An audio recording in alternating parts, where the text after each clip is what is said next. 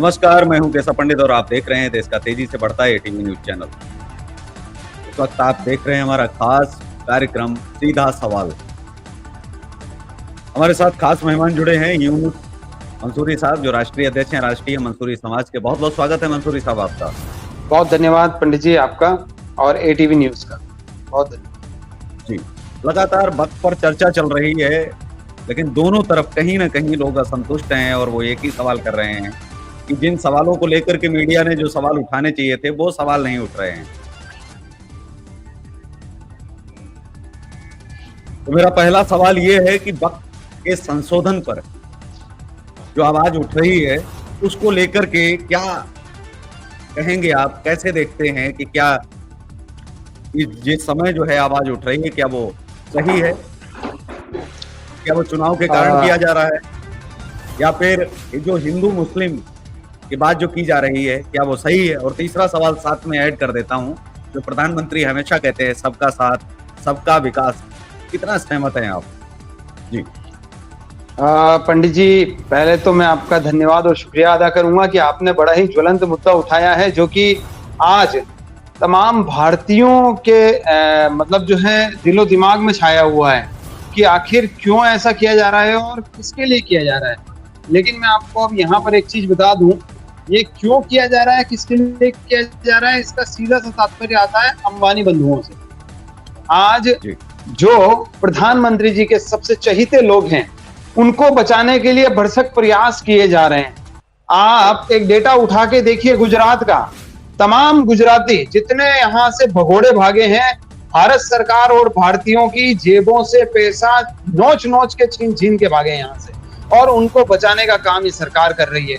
उसी क्रम में एक और व्यक्ति है जिसको सरकार पूरी तरह से बचाती आ रही है। आज वक्फ की जमीन पर, जो कि कब्रिस्तान की जमीन है मुंबई में, उस पर दुनिया की एक बेहतरीन मंजिल बिल्डिंग बनाई गई है। अंबानी जी का जो मकान है अंटालिया, उसकी बात मैं कर रहा हूं आपसे। और अगर ये संशोधन नहीं होता है तो कल की तारीख में उनके मकान पे बुलडोजर चलाना पड़ेगा। अगर हम इस पर केस करके जो केस किया गया है वो जीत जाते हैं तो अंटालिया धराशायी हो जाएगा। सिर्फ उसे बचाने के लिए संशोधन बिल लाया गया है ताकि जो है उनके अपने बचे रहें। क्योंकि ज्वलंत मुद्दों की कड़ी में है। दूसरा सवाल हमारा ये है कि बहुत सारे हिंदू भी आहत हैं कि जो 1600 साल पुराने मंदिर हैं उन पर भी वक्फ कहीं न कहीं अपना दावा ठोक देता है। क्या सही मानते हैं आप? देखिए, मैं ज्यादा पुराने वक्त में नहीं जाऊंगा। मैं इस चीज को इस तरीके से ले सकता हूं कि एक वक्त था जब औरंगजेब का शासन था। उस वक्त में एक पंडित बंधु जो मंदिर में पूजा करते हैं, उनकी बच्ची के साथ औरंगजेब के सेनापति ने ज्यादती करना चाहा। औरंगजेब खुद गए वहां पर और उसको कत्ल किया, और कत्ल करने के बाद में उसके बाद वहां पर उनको जमीन दान दी गई और उस पर मस्जिद तामीर की गई, जो आज भी रिकॉर्ड में है। ठीक है ना? और यही सारी चीजें, जहां अदलो इंसाफ खत्म हो जाता है वहां ये चीजें आती है।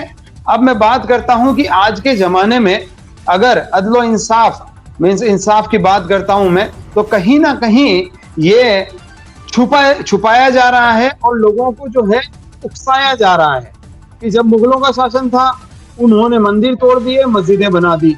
जब 200 साल तक, करीब 200 साल से ज्यादा अंग्रेजों का शासन था, जब चर्च बनाए गए उन पर आज तक कभी कोई सुनवाई, कोई सवाल पैदा नहीं होता है। ऐसा क्यों? बौद्ध धर्म के कई सारे शक्तिपीठ हम देखते हैं, उन पर सवाल नहीं होता है। पुष्कर में पारसी धर्म का अपना इजराइलियों का मंदिर है, वहां पर भी उस पर सवाल नहीं होता है। हम वेलकम करते हैं सभी लोगों का, क्योंकि ये गुलदस्ता है। भारत हिंदुस्तान जो है, सभी ये विश्व गुरु ऐसा ही नहीं कहलाया।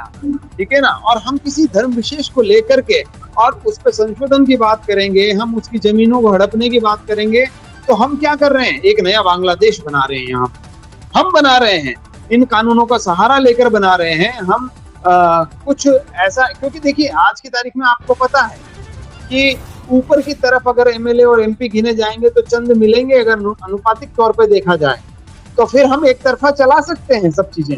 लेकिन अगर रोक लगी है संसद में इस चीज पर और ज्वाइंट एक्शन कमेटी को गया है अगर ये सब चीजें, तो कहीं ना कहीं आप ये मानिए कि कोई भी इससे सहमत नहीं है।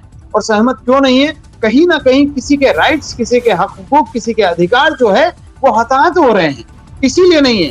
तो इस पर सोचना चाहिए संशोधन पे भी, और उसको गहराई में जाके अब बात करेंगे कि 1400 साल पहले ऐसा हुआ या 1000 साल पहले ऐसा हुआ। तो पंडित जी, न तो हम वहां थे न आप वहां थे।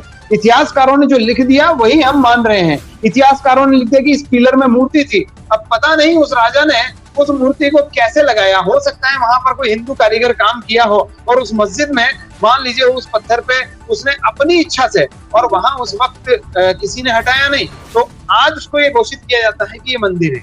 जब बात करते हैं हम मस्जिद की, तो मस्जिद पे अधिकार जमाया जाता है कि यहाँ मस्जिद थी। ऐसा है कि आप देखिए, जब बोलते हैं ना कण कण में ईश्वर विद्यमान है, जहां याद करो वहां ईश्वर भगवान अल्लाह है ना। तो किसी के लिए ये नहीं बोला गया है कि किसी को तकलीफ पहुंचा के आप अपने धर्म का अनुपालना कीजिए। अगर जहां तकलीफ होती है वहां धर्म नहीं होता, वहां आतंक होता है पंडित जी। और जब हमने चैन, सुकून, शांति और प्यार मोहब्बत की बोली बोली, वहीं पर धर्म होता है। धर्म उसी को तो बोलते हैं। तो यहाँ पर अगर 1400 साल पहले के इतिहास को देखेंगे तो वो इतिहासकारों ने जो लिख दिया वो लिख दिया। अब उसको अगर आप सत्य मानते हैं तो सभी इतिहासकारों को देखिए, हिंदी भाषा में किताबें जो शाया हुई है, जो प्रकाशित हुई है, वो अभी हुई अंग्रेजों के बाद में। उससे पहले फारसी और उर्दू की किताबें हैं। जब उनको, उनके इतिहासकारों को आप छानेंगे तो वहां कुछ और नजर आएगा और आज कुछ और नजर बताते हैं। एक साहब खड़े होते हैं और पब्लिक इकट्ठी करते हैं, बोलते हैं साहब यहाँ तो जो है कि गुरुकुल हुआ करते थे, जो मस्जिदें हैं सब गुरुकुल बना दी जाए। भाई साहब, कब जीते हैं, कब आए हैं? अभी तो आपको आए हुए जुम्मे 4 दिन नहीं हुए हैं। ऐसे स्टेटमेंट सिर्फ नफरत फैलाते हैं। ऐसे स्टेटमेंट जो है सिर्फ और सिर्फ लोगों में पक्षपात कायम करते हैं, और ये स्टेटमेंट गलत है। ऐसे स्टेटमेंट नहीं आने चाहिए। 1400 साल की बात अगर हम करेंगे तो सारे इतिहासकारों को उठाइए, सिर्फ ये नहीं कि जो आज के इतिहासकारों ने लिख दिया उसको उठा लिया। सभी इतिहासकारों को पढ़ा जाए, उसमें जो है कि पूरा रिसर्च किया जाए, उसके बाद में जो है इतिहास को देखा जाए। आज बाबरी के लिए बात करते हैं और बोल देते हैं कि बाबरी मस्जिद शहीद की गई, ठीक है ना, कि यहाँ मंदिर था, आज काशी के लिए, कल अयोध्या के लिए। तो क्या चाहते हैं आप कि हिंदुस्तान में कभी मुसलमान न रहना चाहिए और इस्लाम न रहना चाहिए? क्या ऐसा होना चाहिए? क्या ऐसा राष्ट्र आप चाहते हैं? ऐसा राष्ट्र कायम किया है किसने? पाकिस्तान ने। आज दर दर की ठोकरें खा रहा है और भीख मांग रहा है, क्योंकि उन्होंने अपने आप को बाय चॉइस इस्लामिक कंट्री घोषित करके और एक धर्म की अनुपालना को लिया था उन्होंने। बांग्लादेश के हालात देख लीजिए आप, श्रीलंका के हालात देख लीजिए आप, नेपाल के हालात देखिए आप, भूटान के हालात देखिए आप। जिन्होंने एक धर्म की अनुपालना करी उनके हालात देख लीजिए। और मैं कुर्बान जाऊं अपने इस देश पर, इस मुल्क पर, कि जिसने सब धर्मों को इकट्ठा करके गुलदस्ता बनाया और जिसकी महक पूरा वर्ल्ड लेता है, पूरी दुनिया लेती है। तो ऐसा देश हम चाहते हैं। हम नफरत वाला नहीं चाहते हैं कि 1400 साल पहले किसने किया, 700 साल पहले किसने किया, उसको लेकर के आज बैठे रहेंगे। हम ऐसा नहीं चाहते हैं और न होना चाहिए। बिल्कुल सबको हक और अधिकार है अपने अपने धर्म स्थान बनाने का भी और अपने अपने धर्मों के पालन करने का। कौन क्या खा रहा है, क्या पहन रहा है, कितना देशभक्त है, ये सब पैमाने जो है ना नफरत फैलाने वाले हैं। नफरत फैलाने वालों के फासिस्ट ताकतों के पैमाने हैं। कभी मुसलमान ने ये नहीं कहा कि आपका जो है ये मंदिर फला मस्जिद था। आज तक कभी उठा के देखिए, कभी मुसलमान ने नहीं कहा कि इस ट्रस्ट को खत्म करके और यहाँ पर जो है दूसरा ट्रस्ट बनाया जाए, या इस ट्रस्ट में जो है मुसलमानों को भी हक और अधिकार दिए जाए किसी मंदिर के ट्रस्ट में या धार्मिक ट्रस्ट में। कभी मुसलमान ने ये आवाज नहीं उठाई। कभी मुसलमान ने ये नहीं कहा कि इस रोड पे अगर जो है यहाँ पर खड़े होकर के आपने पूजा कर ली 10 मिनट के लिए तो ये पूजा नहीं होनी चाहिए। मैंने आज तक इतिहास में ये चीज नहीं देखी है, लेकिन इतिहास में ये जरूर देख रहा हूँ और वर्तमान में भी देख रहा हूँ इसी जिंदगी में कि यहाँ पर मस्जिदों पर भी हमले हो रहे हैं, दरगाहों पर भी हमले हो रहे हैं। और सबसे बड़ी बात ये, जो मंदिर बनाए जा रहे हैं उनकी मूर्तियां खंडित की जा रही है। कैसे? भ्रष्टाचार से। एक बारिश आती है, एक हवा का झोंका आता है और महादेव की मूर्ति उज्जैन में गिर जाती है। जहां महाकाल, जो कि सब कालों के काल बैठे हैं, उनकी मूर्ति गिर जाती है। एक झोंका आता है जो विश्व प्रतापी शिवाजी महाराज, उनकी मूर्ति गिर जाती है। एक झोंका आता है और दुनिया का सबसे बड़ा जो स्टेच्यू बनाया है 3,500 करोड़ रुपए लगा करके चाइनीज कंपनी को ठेका दे दे के ये पुतले जो बनाए गए हैं उनमें दरारें पड़ रही है, वो भ्रष्टाचार नहीं नजर आ रहा है, लेकिन उन्हें वो मस्जिदें दिख रही है जो 800 सालों से, जो 1200 सालों से, जो 700 सालों से, जो 600 सालों से खड़ी है और अपनी गवाही खुद दे रही है कि हम यहाँ पर नफरत फैलाने नहीं आए थे, हम यहाँ पर मोहब्बत फैलाने आए थे और मोहब्बत वाले लोगों को ही हमने यहाँ पर छोड़ा है। नफरत वाले तो कभी के चले गए। यहाँ पर भाई चॉइस रहे ना, मोहब्बत के लिए रहे। आपने हमसे मोहब्बत करी पंडित जी तो हम यहाँ हैं, आप मोहब्बत नहीं करते तो शायद हम भी बॉर्डर के उस पार होते, लेकिन आपने मोहब्बत की हमसे, हमने मोहब्बत की आपसे, और इस मोहब्बत ने इस हिंदुस्तान को कायम कर रखा है। इसीलिए उन इतिहासकारों को नहीं देखना है जिन्होंने कलमबंद सही नहीं किया है इतिहास को, और आज के इतिहासकार उसको ट्रांसलेट कर रहे हैं और गलत तरीके से पेश कर रहे हैं, जो कि गलत है। इस भारतीय समाज के लिए भी गलत है। नफरतों के अंबार देखो आप आज की तारीख में कितनी नफरतों के अंबार आ गए हैं कि आज हर चीज पर एक समाज को टीज किया जा रहा है, चाहे उनकी संपत्ति हो, उनका खाना हो, उनका पहनना हो, उनका चलना हो, उनका पूजा करने का तरीका हो, हर चीज पर सवाल करते हैं कि आज हम सवाल पंडित जी 1400 साल को लेकर के नहीं कर सकते हैं जी, 1400 साल पहले क्या था या 1200 साल पहले क्या था। हमें वर्तमान में जीना होगा और भविष्य को देखना होगा पंडित जी। जी पंडित जी, आज की जो मीटिंग हुई है उसमें मुस्लिम विद्वान भी रहे हैं। दिल्ली के अंदर जो है आज मीटिंग हुई है, उसमें मुस्लिम विद्वानों ने कहा है कि संशोधन जो है होना चाहिए। इससे दो चीजें होंगी, एक तो जो वक्त की जो संपत्ति के प्रबंधन, उसकी प्रशासन जो क्षमता है वह बेहतर होगी। उन्होंने कहा है कि इसका स्वागत करना चाहिए। इसमें जो भी चीजें आ रही हैं उनके हम शायद खिलाफ या सहमत हो सकते हैं, उसको बैठ करके हम सुझाव भी दे सकते हैं, लेकिन इसमें सहमति आवश्यक है, इसमें बदलाव बहुत जरूरी है। ये आज जो मीटिंग हुई है उसको लेकर के तमाम अखबारों ने और तमाम चैनलों ने भी चलाया है, या मुस्लिम विद्वानों ने कहा है। जी, इसको लेकर के आप क्या कहेंगे? वो चाहते हैं डॉक्टर साहब मैं आपको एक बात बताता हूं, देखिए डिफरेंट माइंड डिफरेंट थॉट, हर व्यक्ति की अपनी एक सोच होती है, ठीक है ना। अगर कोई व्यक्ति ये कह देता है कि ये बिल सही है और कोई व्यक्ति ये कह देता है ये गलत है, तो दोनों अपनी अपनी जगह सही हो सकते हैं। उन्होंने उसमें कुछ अच्छा देखा होगा तो उसे सही बताया, कुछ गलत देखा होगा तो गलत बताया। लेकिन एक चीज है कि क्या ये सभी नियम कायदे कानून सिर्फ एक विशेष समाज पर ही लागू होते हैं, विशेष धर्म की पालना करने वालों पर लागू होते हैं? आप थोड़े टाइम पहले तो कॉमन सिविल कोड की बात करते हैं और फिर आप स्पेसिफिक एक रिलीजन को टारगेट करते हैं, उसके खाने को, उसके पहनने को और उसके सबको टारगेट करते हैं। और पंडित जी उसमें ये देखिए आप कि आप उसे टारगेट करने के बाद उसका एक हवा बनाते हैं, फिर अपने कुछ गुर्गे, अपने कुछ फेवर के लोगों को बिठाते हैं और उसके स्टेटमेंट दिलवाते हैं।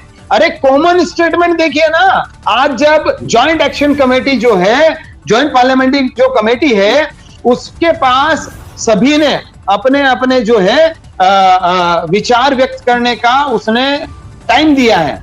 उन विचारों को देखिए, आज 3-3 साढ़े 3 करोड़ लोग जो है उसके अगेंस्ट में खड़े हैं, तो पब्लिक को मानना चाहिए ना, मेजोरिटी मस्ट बी ग्रांटेड। आज आप वोटिंग से एक एमएलए चुनते हैं, आप एक सांसद चुनते हैं, तो वो सांसद और एमएलए कब आता है? जब बहुमत होता है, एक तरफा बहुमत। तो बहुमत अभी बाकी है।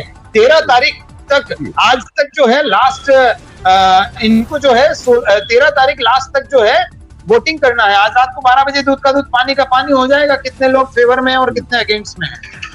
जी, लेकिन आपसे एक सवाल है कि आखिर वक्त क्या है? भारत के अंदर बहुत सारे लोग ये कह रहे हैं कि वक्त भारत के अंदर क्या कर रहा है? वक्त सऊदी अरब में नहीं है, वक्त पाकिस्तान में नहीं है, वक्त बांग्लादेश में नहीं है, वक्त अमेरिका में नहीं है, सऊदी अरब में नहीं है, मतलब ऐसे देशों में नहीं है, लेकिन भारत के अंदर वक्त क्यों है? और वहीं दूसरा सवाल ये भी उठता है, जैसा आपने कहा कि वक्फ को लेकर के, तो वक्फ उन संपत्तियों को तो कर सकता है कम से कम जो इस्लामिक डेट है, लेकिन अगर उससे पहले हैं। और दूसरा मेरा सवाल साथ में ये है कि लोगों की आपत्ति ये है कि हम केवल वक्फ के पास क्यों जाएं, हमारे पास अधिकार सुप्रीम कोर्ट अथवा हाई कोर्ट में जाने का क्यों नहीं है? ये भी तो संशोधन में होना चाहिए। अगर कोई हमारी जमीन को अपनी जमीन बता रहा है, मैं आपको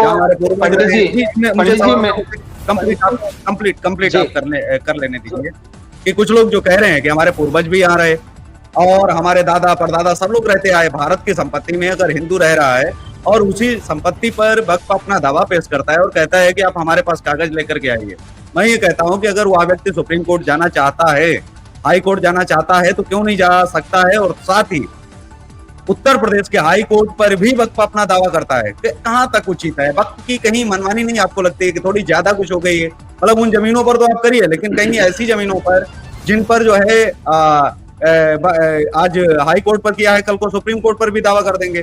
और जो वक्फ को बोर्ड के अंदर जो है कि आपको वक्फ के सामने ही पेश होना होगा, तो हाई कोर्ट के जज वहां जाकर के पेश होंगे, तो संशोधन की आवश्यकता है नहीं, आपको नहीं लगता? जी, मैं आपके पहले सवाल का जवाब दूं पहले कि वक्फ क्या है। वक्फ का मतलब होता है कि किसी की भलाई के लिए कोई चीज को दे देना। वक्फ कर दी मैंने ये चीज, ठीक है ना। अब वक्फ जो है आज से नहीं है। अगर मैं महाभारत को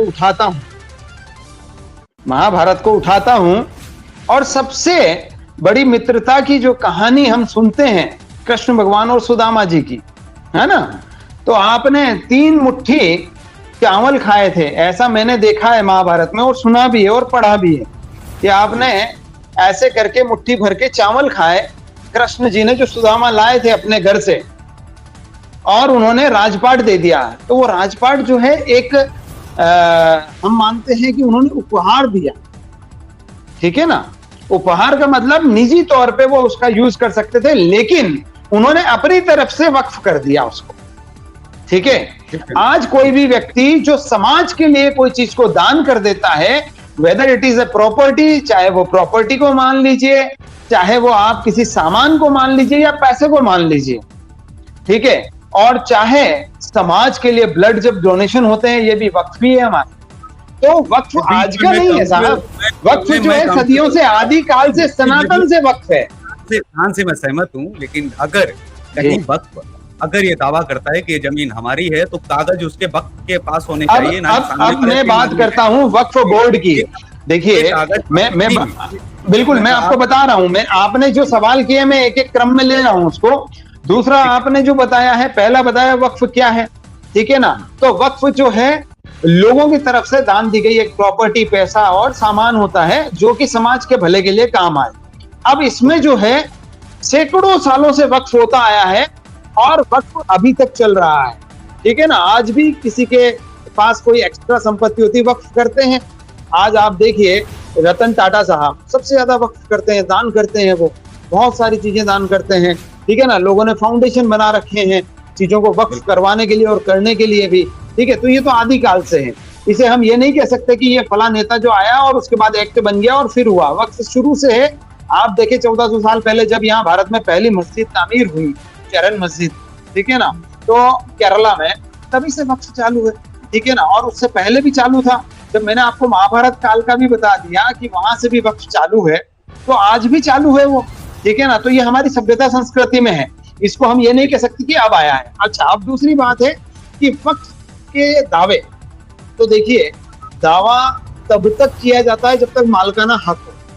जब मालकाना हक नहीं होगा, कोई किसी पे दावा नहीं कर सकता है, खारिज हो जाते हैं, ठीक है ना। आज कई सारे ऐसे दावे हैं जो खारिज होते हैं। वो क्यों होते हैं? क्योंकि मालिकाना हक नहीं होता, उसके बावजूद वो उन प्रॉपर्टीज पे, उस संपत्ति पे दावा करते हैं। यहाँ पर बात ये आती है कि कुछ पुराने लोग जो बैठे हैं, वो क्या है, वो ये चाहते हैं, कुछ लोग चाहते हैं कि संशोधन हो। बेशक हर चीज में परिवर्तन होना चाहिए, बेहतर बननी चाहिए चीजें, क्योंकि आज भी वक्त के अंदर कुछ प्रॉपर्टीज ऐसी हैं जिन पर कुछ लोगों ने सैकड़ों सालों से कब्जे जमाए हुए हैं, वो अभी भी लोग छुड़वा नहीं पाते हैं। कुछ संपत्तियां आप देखेंगे राजस्थान में, मैंने खुद ने प्रैक्टिकल देखा है मेरी आंखों से कि पूरी जिंदगी हो गई है और उसके बाद दूसरी जनरेशन भी उस पर अध्यक्ष बन के बैठे हैं और उसको हटा नहीं पा रहे लोग। मंसूरी साहब, एक मेरा बड़ा सरल सवाल है जो लोग समझना चाहते हैं। आखिर वक्फ को वो जमीनें अगर किसी ने दान दी हैं, जो दान की प्रक्रिया बता रहे हैं, तो इसके दस्तावेज वक्फ के पास होने चाहिए। पहला सवाल तो ये है। बिल्कुल होने चाहिए। सामने वाले व्यक्ति पर दावा किया कि ये जमीन हमारी है और वह साबित नहीं कर पाता है कि मेरी जमीन नहीं है, मान लीजिए अंग्रेजी शासनकाल में उसको जमीन मिली रहने के लिए, वो सब से रह रहा है, ठीक है, और वक्फ अपना दावा करता है कि जमीन हमारी है। अगर सामने वाला व्यक्ति अगर नहीं ये दावा कर पाता है, तो वक्फ की भी किया यह नहीं बनती है कि वक्फ भी अपनी डॉक्टर साहब फिर यही चीज जब 100 साल से वो व्यक्ति रह रहा है, 100 साल से वो व्यक्ति रह रहा है, वो दावा नहीं कर पा रहा है, उसके पास कागज नहीं है, तो वक्फ के पास भी ऐसी कई सारी संपत्तियां जिसके कागज नहीं है। नहीं, आप सवाल आप पूरा हो जाने दीजिए। अगर वह अपना दावा साबित नहीं कर पाता है कि मैं जमीन पे रह रहा हूँ, ये मेरी नहीं है, ठीक है, वक्फ ने दावा किया, तो अब वक्फ अपनी दावेदारी के लिए कम से कम वो लेटर, वो दस्तावेज, अगर उससे दस्तावेज मांगे जा रहे हैं तो सामने वाला व्यक्ति भी तो दिखाए कि उसे किस सन में दान दी गई और किसने दान दी। दूसरी बात, अगर वक्फ भी अपनी दावेदारी नहीं दिखा पाता है तो ऐसे में वह जमीन जो है वो सरकारी नहीं मानी जाए क्या? इस बात पर कि नहीं वक्फ ने दावेदारी की, सामने वाले ने कागज नहीं दिखा पाए, तो वह जमीन वक्फ की हो गई कैसे? तो वो जमीन तो सरकारी हो गई। अगर वक्फ के पास अगर कोई लिखित ऐसा स्टेटमेंट नहीं है और कोई दस्तावेज नहीं है, तो क्या ऐसे में यही पारदर्शिता होनी चाहिए कि कौन सा लेटर है, सामने वाली जमीन पर जो दावा किया जा रहा है वो किसने दी, आखिर किस महाराजा ने दी, किसी ने दान तो की होगी। अगर उसके पास वो दस्तावेज नहीं है वक्फ के पास, तो कैसे जमीन वो हो गई? वो तो सरकार की जमीन हो गई ना जी। इस पर क्लियर करें। आपने बिल्कुल सही कहा, लेकिन आप कुछ टाइम पहले जाएंगे, जैसा अभी आपने एक स्टेटमेंट दिया और ये कहा आपने कि 100 साल पहले 1 मिनट चालू रहो जी। 100 साल पहले के दस्तावेज इनके पास मौजूद नहीं है, ठीक है, कोई भी XYZ कोई व्यक्ति आया उसके पास मौजूद नहीं है, ठीक है, उसके पास मौजूद नहीं है, तो क्या मानते हैं आप कि वक्फ के पास भी सारे कागजात मौजूद होने चाहिए? पहली बात। दूसरी बात, आज से आप 100 साल पहले, 150 साल पहले, 200 साल पहले या 250 270 साल पहले चले जाइए, अंग्रेजों का शुरुआती दौर, वहां से शुरू करते हैं, अंग्रेजों ने शुरू किया था ये, और कुछ टाइम तक जब चकबंदियां शाहजहां ने लागू की थी, ठीक है ना, तो उस टाइम पे जब पेपर बनने शुरू हुए थे, तो आप क्या मानते हैं पंडित जी कि 500 साल, 1000 साल या 800 साल पुराने पेपर आपके पास मौजूद होंगे और वो शाही और वो कलमबद्धता होगी वहां पर? मुझे नहीं लगता है कि 500, 700 या 800 साल पहले। अगर व्यक्ति के पास नहीं है वो कागज और वक्फ के पास भी जमीन कागज नहीं है, तो फिर तो वो जमीन सरकारी हुई ना कि वक्फ की हुई, वो तो जमीन फिर सरकारी हुई। ये तो वक्फ बोर्ड जो है वो एक एक्ट है पंडित जी, एक एक्ट है जो कि सरकार के द्वारा ही बनाया गया है, सरकार के द्वारा ही बनाया गया है, और वो भी सरकारी ही है। अगर वो ये बोलता है तो वो सरकार के पास ही है, वक्फ के पास है मतलब वो सरकार के पास है वो। लेकिन अब ऐसा हो रहा है पंडित जी कि अब एक गवर्नमेंट आती है, वो बोलती है साहब वक्फ बोर्ड जो है सरकारी नहीं है, जबकि सरकार ने पारित करके एक्ट बनाया है। अपने ही दावों को, अपने ही लोगों को सरकार खुद हाशिए पे ले रही है, ठीक है ना, सरकार खुद गलत स्टेटमेंट दे रही है। आज देखिए, सरकार ने कभी ये क्यों नहीं कहा कि फला जो ट्रस्ट बने हैं जिसमें अरबों रुपए का जो है कि चंदा आ रहा है, वहां पर भी हस्तक्षेप होना चाहिए। अमेंडमेंट में संशोधन में ये कहा जाता है कि इसमें जो है कोई दूसरे धर्म का व्यक्ति भी इसमें जो है अधिकार रखेगा बोलने का और डिसीजन मेकर बनेगा। कभी भी किसी मंदिर ट्रस्ट में, चर्च में कभी भी मुसलमानों ने यह दावा नहीं किया कि हमारा आदमी वहां होना चाहिए, पहली बात। दूसरी बात यह है कि वक्फ बोर्ड की जहां तक संशोधन की बात है, बिल्कुल अगर कोई चेंजेस मुसलमानों के फेवर में आता है तो मुसलमानों को बिल्कुल वेलकम करना चाहिए, स्वागत करना चाहिए। लेकिन अगर वो संशोधन अगर नुकसानदायक है, एक कलेक्टर को क्या पता है कि 400 साल पहले एक व्यक्ति ने जो प्रॉपर्टी वक्फ की थी अंग्रेजों के जमाने में, वो प्रॉपर्टी किस तरीके से वक्फ की गई, कैसे पता है एक कलेक्टर को जो आज 35 साल का उम्र का है, उसको कैसे पता कि 150 साल पहले या 100 साल पहले जो वक्फ की गई संपत्ति है वो किस तरीके से आई? मैं उसी सवाल पर फिर आ रहा हूँ, फिर आपसे वही सवाल कह रहा हूँ कि जो जमीन पर दावा किया और हम अपने कागज नहीं प्रस्तुत कर पाते हैं, दे पाते हैं, और वक्फ भी कागज नहीं दे पाता है, तो वो जमीन तो सरकार की फिर हुई।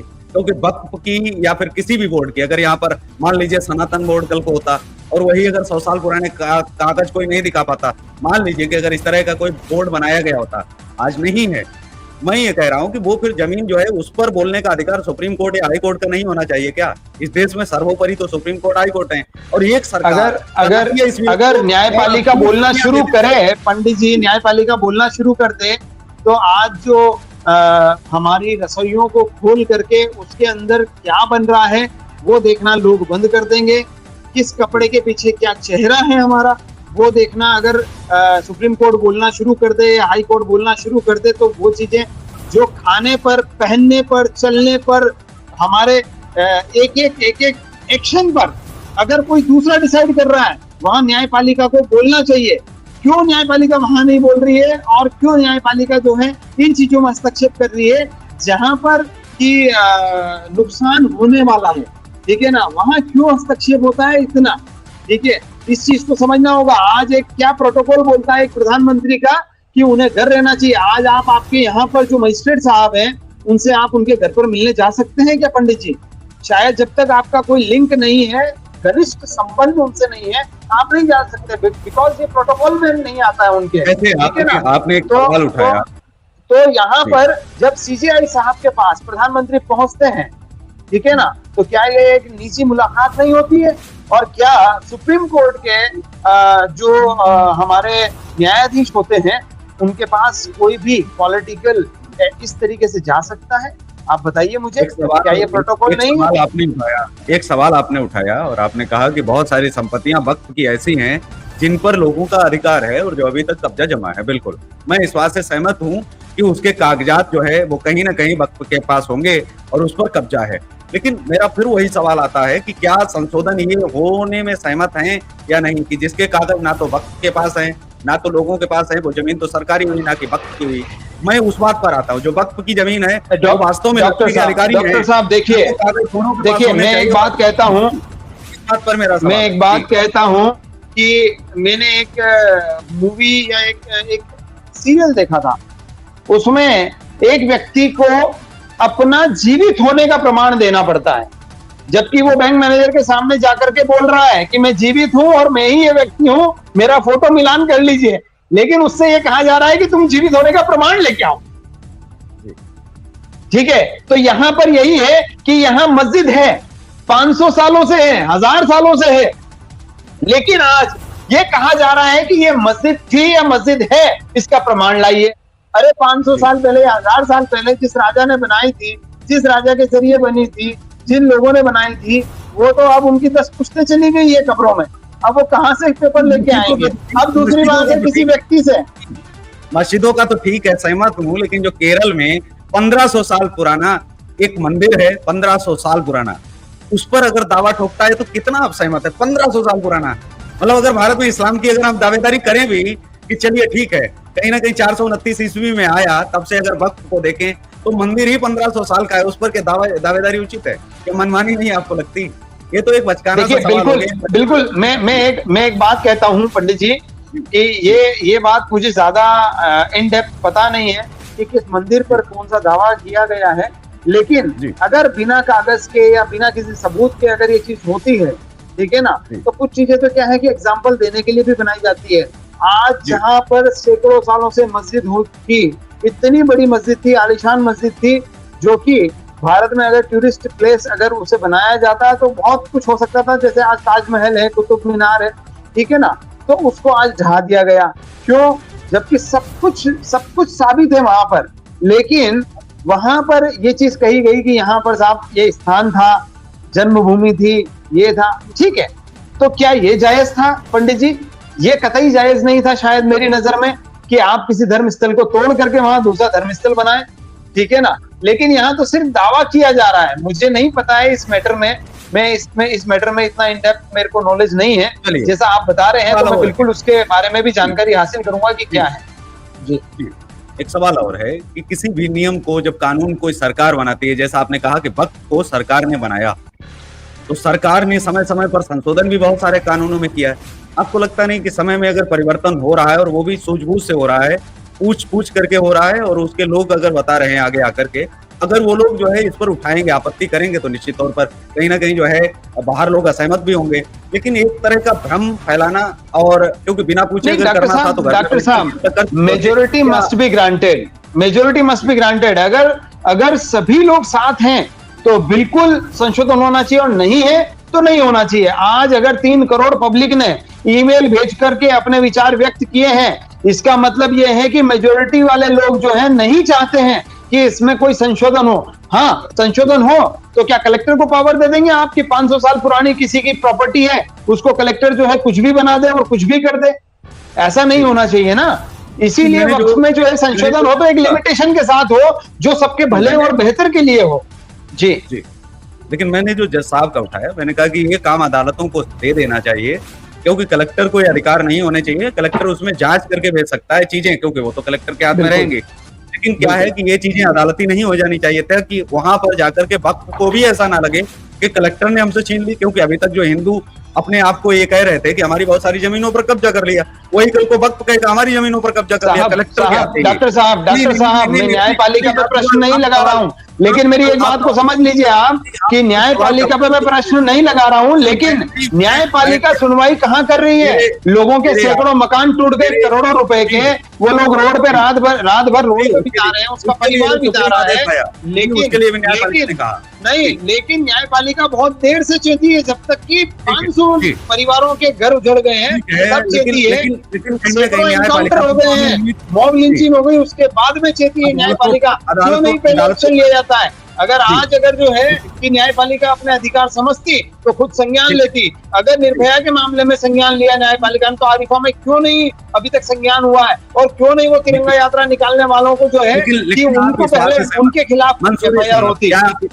बिल्कुल, इस बात से आप सहमत हैं कि आज नहीं तो कल न्याय तो होगा अदालतों में, जैसे आप इस बात से सहमत हैं कि मैं इस बात से इसलिए सहमत हूं साहब, क्योंकि पिछले गुज़िश्ता सालों में न्यायपालिका ने न्याय किए थे, लेकिन बिल्किस बानो केस में न्याय नहीं मिल पाया है। अभी तक न्याय नहीं मिल पाया है। 28 लोगों ने मिलकर के ज्यादती करी, उसमें से 11 या 12 लोग जो पकड़ाए थे, उनमें से 1-2 फौत हो गए, बाकी बचे, उनके स्वागत हो रहे हैं। एक दलित लड़की से बलात्कार होता है, बाहर आते हैं, केक कटिंग होता है, उनको माला पहनाई जाती है। क्या समाज हमारा सही जा रहा है? न्यायपालिका संज्ञान ले, वहां भी लेना न्यायपालिका सिर्फ जो है एक ही जगह संज्ञान लेगी कि वक्त के मामले में। मंसूरी साहब, आप 28 लोगों की बात कर रहे हैं। मेरा ऐसा पहला चैनल है जो कहता है कि आसाराम बापू पर तो केस चल रहा है, राम रहीम को फांसी होनी चाहिए थी। मैं साफ चिल्ला के बोलता हूँ, बहुत सारे लोगों के हमारे खिलाफ भी जो है बयान आते हैं, और हमारे खिलाफ लोग हैं इस बात को लेकर के कि राम रहीम के पीछे क्यों आ पड़े हैं। मैं ये कह रहा हूं कि अगर राम रहीम को फांसी होती तो कहीं ना कहीं समाज में एक डर व्याप्त होता, और जो साधु संत के वेश में जो बलात्कार करते हैं वो होते। साहब यहाँ पर डॉक्टर साहब, यहाँ पर देश के गद्दारों को जो आते हैं क्रॉस बॉर्डर से, उनको बिरयानी खिलाई जाती है। देश के गद्दारों को जो हमारे 20-20, 25-25 जवान शहीद कर देते हैं, उनको बिरयानी खिलाते हैं ये बिठा करके 8-8 महीने तक। क्यों नहीं 8वें दिन ही जो है कि शरीयत कानून के जैसे बिल्कुल बीच चौराहे पे साले को आग लगाई जाए? क्यों नहीं किया जाए? ऐसे बलात्कारियों को उसी वक्त 7वें 10वें दिन सजा क्यों न दी जाए? प्रूफ होता है सामने से और सजा दी जाए। उन्हें साथ बात पेरोल दिया जा रहा है, उनको घूमने फिरने के लिए, उनके मेडिकल टेस्टिंग करा रही है सरकार अपने खर्चे पर, और वो तमाम जो है सुरक्षा के पुख्ता इंतजाम कर रही है उनके इन बलात्कारियों के लिए। क्या समाज में हम मैसेज दे रहे हैं? न्यायपालिका क्यों नहीं संज्ञान लेती है डॉक्टर साहब इन चीजों का? एक सवाल है जो बहुत ही इंपॉर्टेंट है, आप उसे ये टाल नहीं सकते हो कि राजनीतिक कारण हो सकता है या वैसा। मैं वक्त पर ही सवाल करूंगा कि क्या परिवर्तन के साथ में बहुत सारी अव्यवस्थाएं आपको देखने को मिलती हैं, उन अव्यवस्थाओं पर आप क्या कहेंगे? सीधा सवाल है, ईमानदारी से आप कहेंगे? उम्मीद है जी। डॉक्टर साहब, मैंने हमेशा सच्चाई का साथ दिया है और आगे भी सच्चाई का साथ दूंगा। मैं एक सवाल और ऐड कर देता हूं। जैसा कि मैं ये जहां तक समझता हूं, जो आपके साथ बातचीत भी हुई उस दौरान भी आपने कहा कि इनके द्वारा जो बहुत सारे चीजों का जो पालन करना चाहिए क्या नहीं हो पा रहा है, जिनके कारण आज जो है बहुत सारी मांगे या चीजें, बहुत सारे लोग खिलाफ हैं, बहुत सारे लोग जो है उतरना भी चाहते हैं लेकिन फिर भी पक्ष में हैं। मैं ये समझना चाहता हूँ कि वक्फ में आखिर जो है क्या ऐसी चीज है कि सरकार खत्म नहीं कर रही है। ना तो ये आज से है, ये जैसा आपने बताया बहुत समय से है, बहुत पुराने समय से है, और वक्फ काफी समय से है। वक्फ की परिभाषा लोगों को नहीं मालूम थी, जो आपने हमारे चैनल के माध्यम से भी आपने समझाया। अलग अलग लोग जब पढ़ेंगे डालेंगे तो उनको समझ में आएगा कि वक्फ आखिर क्या है। ये दान का विषय है, और दान जो जमीन की गई है वो अलग अलग कामों में प्रयोग की जाती है अपने धर्म के लिए, वो ठीक है। लेकिन इसमें क्या अनियमितताएं हैं, क्या चीजें आपने देखी हैं कि क्या अव्यवस्थाएं जो हैं क्या वो वाकई में हैं, उनमें थोड़ा सुधार नहीं होना चाहिए? जी देखिए, मैं एक चीज जानता हूं, जब भी डॉक्टर साहब कोई चीज में अमली जामा पहनाया जाता है, कोई चीज अमल में लाई जाती है, कोई चीज फर्स्ट बार बनाई जाती है या निर्माण किया जाता है, कहीं ना कहीं कमी पेशी छूटती है, ठीक है ना कहीं कमी रह जाती है, और उसको बेहतर बनाने के लिए उसमें सुधार लाए जाते हैं, उसमें संशोधन किया जाता है। हम मकान भी बनाते हैं तो उसमें भी संशोधन किए जाते हैं, कोई चीज हटाई जाती है, कोई चीज नई लगाई जाती है अपने कंफर्ट के लिए, अपने इच्छा अनुसार, राइट। तो बिल्कुल मेरा ऐसा मानना है, जो भी एक्ट और इवन संविधान भी भारत में संशोधित होता रहता है, ठीक है ना, कानून भी संशोधित होते हैं। जैसा कि अभी जो है आईपीसी को चेंज किया गया, तो कहने का मतलब ये है कि इसमें संशोधन होना चाहिए, लेकिन किसी का अधिकार छीन के किसी और को दे दिया जाए, वो कतई बर्दाश्त नहीं है। कि आप जो है एकाधिकार किसी और को दे दें, वो अच्छा नहीं है। आप उसमें संशोधन कीजिए। बिल्कुल, आज की तारीख में वक्फ की ऐसी ऐसी संपत्तियां हैं पंडित जी कि वहां पर लोग काबिज हैं, पिछले 100 सालों से 3-3 पुश्तें उनकी बैठकर खा रही है, उनका कोई काम धाम नहीं है, सिर्फ वो वक्फ की संपत्तियों का किराया खा रहे हैं या वक्फ की संपत्तियों पर कब्जा करके बैठे हैं। तो वो संशोधन में आना चाहिए, वो पावर जो है ऐसा होना चाहिए कि वो लोग हट पाए। लेकिन क्या होता है, राजनीतिक तुष्टीकरण और राजनीतिक जो है उनको वो मिल जाता है सपोर्ट, और वो बैठे हुए हैं, क्योंकि उनके लोग जो है कांग्रेस और बीजेपी और सपा और बसपा और सभी पार्टियों में मौजूद हैं। वो लोग अपना कब्जा जमाए बैठे हैं उन संपत्तियों पे, कोई उसका कुछ नहीं बिगाड़ पाता है।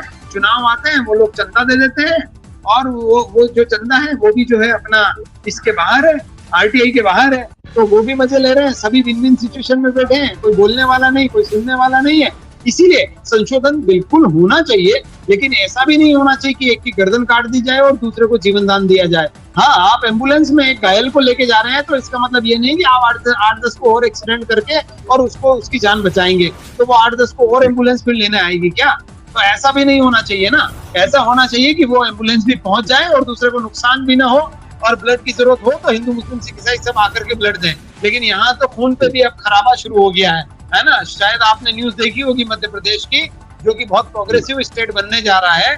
वहां पर एक मुसलमान का खून हिंदू को नहीं चढ़ा सकते हैं आप लोग, ऐसा जो है वहां के डॉक्टर साहब कह रहे हैं। तो देखिए नफरतें कहाँ तक पहुंच गई है, खून तक पहुंच गई है। अब पता नहीं आगे और कहाँ पहुंचाएंगे इन नफरतों को।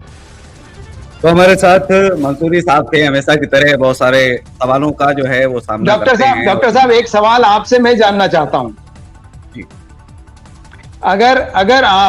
अगर आपको ये अधिकार होता कि वक्फ के संशोधन बिल को सही करने का, तो आप क्या इसमें अमेंडमेंट करते, क्या चीज करते? लेकिन एक चीज को आप भी ध्यान रखिएगा कि 500 साल के आपके पूर्वजों ने इस संपत्ति को बनाया अपने खून पसीने की कमाई से, अपना पेट काट के, और उसके बाद अगर कोई आपको ये अधिकार देता है कि आप इस अधिकार को किसी और को दे दें, तो आप क्या विचार रखते हैं? आप क्या सोचते हैं कि क्या आप जो है, आपको अगर ये अधिकार होता तो आप क्या क्या इसमें संशोधन करते बेहतरीन तरीके से?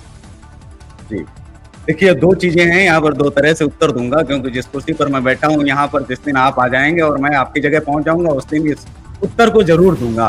लेकिन श्रीमान, वो कुर्सी कांटों वाली है, ज्वालामुखी के मुंह पर आप बैठे हैं, वो आपको सुशोभित देता है, वो शोभा आपको ही देता है, हम उसके काबिल नहीं है। मुझे ऐसी उम्मीद नहीं थी कि आप डिबेट, हमें पता है कितनी धमकियां आपको हर महीने मिल रही है, मुझे उसका रिकॉर्ड मेरे पास भी है कि कौन कौन कितने आपके पीछे गोलियां लेके चलते हैं, कौन कौन तलवारें लेके चल रहे हैं, मुझे उसका एहसास है। इसीलिए आप वहां पर सही जगह पर हैं, आप उन धमकियों से निपट सकते हैं। लेकिन आपने जो सवाल पूछा उसका आप जानते हैं कि मैं उत्तर नहीं दे सकता हूं, क्योंकि उत्तर देने के लिए नहीं, मैं तो सवाल पूछने के लिए यहाँ पर बैठा हूँ। और आप जो चीज पूछ रहे हैं, आप पहले व्यक्ति ऐसे हैं जिनसे हमने उम्मीद नहीं की थी कि वो सवाल पूछ सकते हैं, लेकिन ये मुझे पता था कभी ना कभी तो आप कोई सवाल करेंगे। लेकिन आज जो है इस डिबेट में आपने सवाल भी पूछा। बस जाते जाते इतना ही कहूंगा कि मंसूरी साहब ने जो समझाया कि वक्त की परिभाषा क्या है, वक्त की चीजें क्या है, परिवर्तन तो होना चाहिए, लेकिन शर्त बस यही है कि न्याय होना चाहिए दोनों के साथ में, किसी को खुश जी। मत करिए।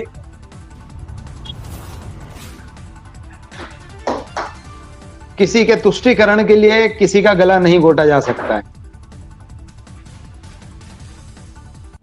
आने वाली पीढ़ियां भी जो है कहीं ना कहीं सरकार को ये नहीं कहेंगे कि हमारे साथ उस सरकार ने गलत किया। तो इसी के साथ इस कार्यक्रम में बस इतना ही, हमें दीजिए इजाजत। नमस्कार। जाते जाते बस इतना कहेंगे कि वक्त पर फिर हम आएंगे और फिर हम मंसूरी साहब को लाएंगे। जो कुछ भी आगे होगा उस पर हम इनके विचार जरूर जानेंगे, क्योंकि जो भी ये बात रखते हैं हमेशा बेबाक रखते हैं और सीधी बात, नो बकवास। तो इस कार्यक्रम में बस इतना ही। नमस्कार, जय हिंद, वंदे मातरम। बहुत धन्यवाद।